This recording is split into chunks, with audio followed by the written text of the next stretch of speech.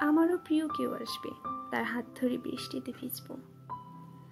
এমন ভাবনাটুকু শ্রাবণের বাড়ি ধারায় বিসর্জন দিতে হয়। হতেও পারে যার জন্য এত কাল অপেক্ষা করেছ, তার কাছে বৃষ্টিতে ভেজে ব্যাপারটা আদিক্ষেতা।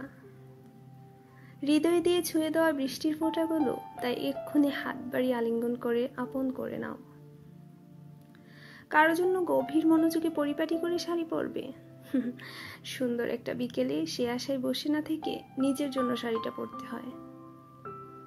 অন্য কারো চোখে মুগ্ধতার প্রকাশ নাই বা করতে পারে, তাই বলে আয়নার সামনে দাঁড়িয়ে নিজেকে দেখে নিজেই মুগ্ধ হতে পারার মতো আনন্দ থেকে বঞ্চিত করা যাবে না। চাপা গায়ের রঙে সব রং মানায় না বলে পছন্দের রঙের পোশাকটা কখনো পরা হলো না, এমন আফসোস আর পুষে রাখা যাবে না।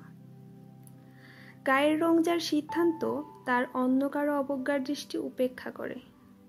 নিজের মনের রং ছড়িয়ে দিতে হয় নিজের পোশাকে।